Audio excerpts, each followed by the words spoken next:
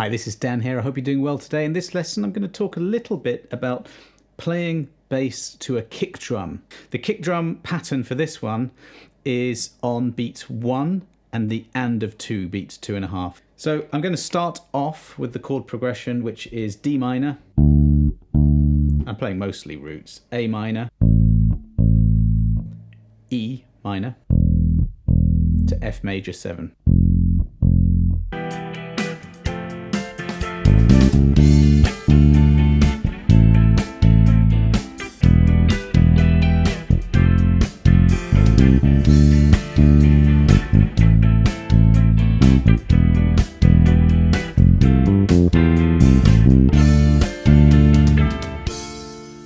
Okay, backing track ended quite conveniently there. So it felt right to me, this kind of style of music, whatever that is, it's a sort of Fleetwood Mac type thing.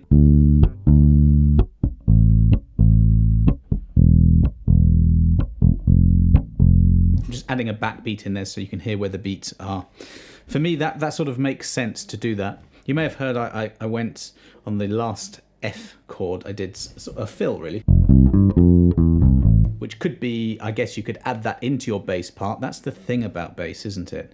We have the rhythm part of it, like where we're sticking with the drums. We're outlining harmony. When I was mentioning arpeggios before, we're outlining the notes of the harmony, or at least that's an option. And we can also use melody in our lines. It's the only instrument in a band that is the bridge between all those elements of music. So at the end, I did that F. Ignore the 5th string. I'm using my 5 string today. Don't know why, I just like it. F to C, and I'm sliding to the 5th fret of the D string. That's the G. That's a root 5 and a 9.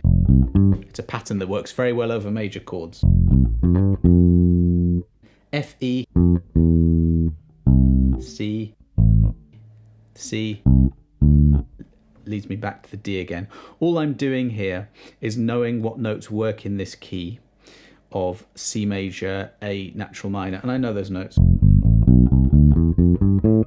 all those notes work. So I can just select those notes to add a bit of movement in if I want. The next example places the kick drum on beats 1, 1.5, and 3, 3.5. So it goes dun dun 2, dun dun. Da, da. And it's a slightly swung 16th feel, so these are the beats. It's slightly there. So again, I'm going to play, and I'm going to play the same chord progression to this, and I'm going to stick to the kick drum first.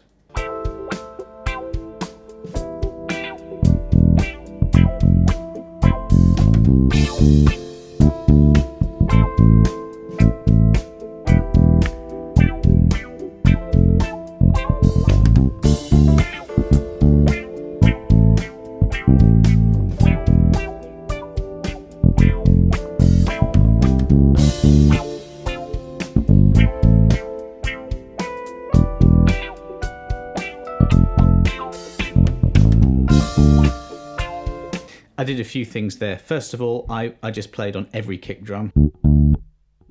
So that's like 2 sets of the note per bar, and then it moved to A minor, E minor, F.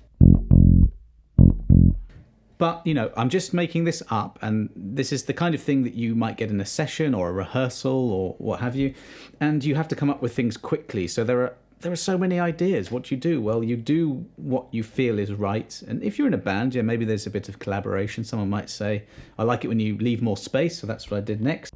A bit more space there, A minor, playing 2 notes per bar. But then you can do something a bit more playing around the kick drum. And that's the thing. It's a good... You know, it's a good sort of portal call to start there, at least if you're searching for ideas. Listen out to what the kick drum's doing. Of course, there are other parts of the drums and vocals that you want to listen to as well, but this is just one, you know, good thing to focus on. Start there and see where that takes you. And then with this one, I was thinking a bit more of a syncopated rhythm. Syncopation is where you add kind of exciting rhythms that aren't on the beat. I'll demonstrate that. I'll stick to the kick, but I'll weave in and out of it a bit more.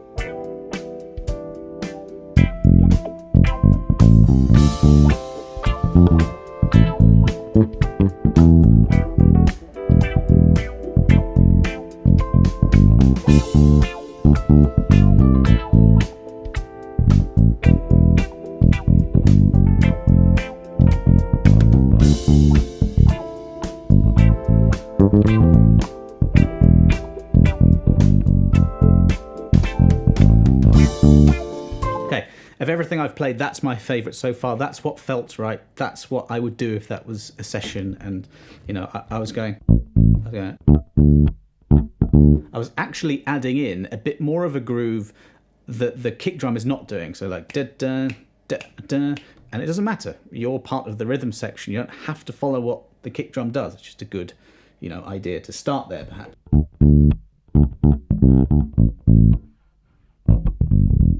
Was actually using a bit of everything, bit of space sometimes. I was connecting up the chords a bit more. So like,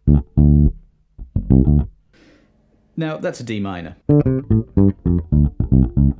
So you must know the notes of that arpeggio. So, you know, root, octave, flat 7, that down the octave, flat 3rd, perfect 4th, perfect 5th. You know, I just know those notes fit. And on the A minor, it's the same. And on the E, I can demonstrate on a 5 string if I play the 5th fret of the E string. I just played the same patterns on all of those because it fits. On the F major, that would be a bit different. Root 5 octave, that's there. But there's a major 7th. The minor 7th is 2 frets away, a whole step away from the octave or the root note.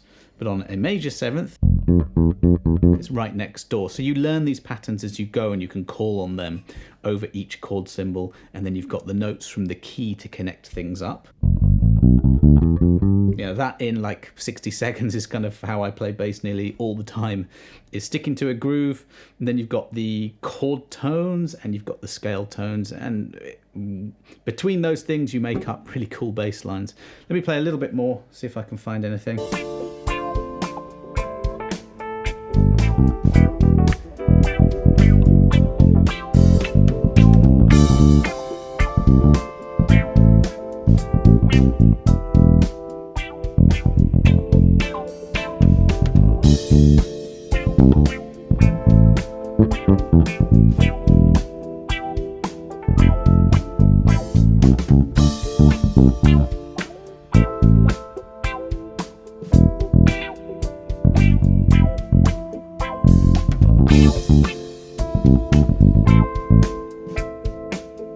Trying to find a different rhythmic pattern. So the kick drum was going da da and I was going da da.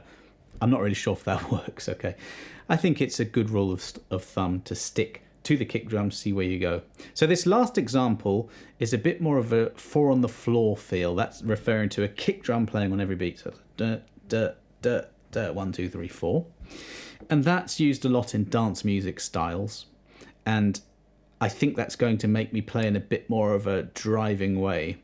Let's have a listen, see what happens.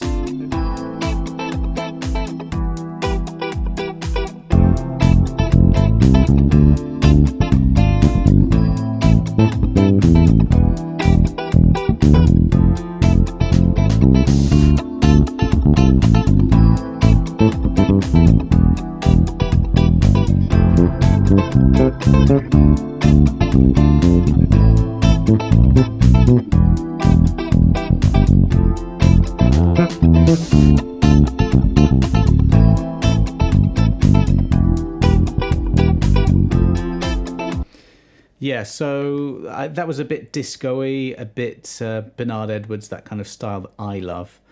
And that's what I was thinking there.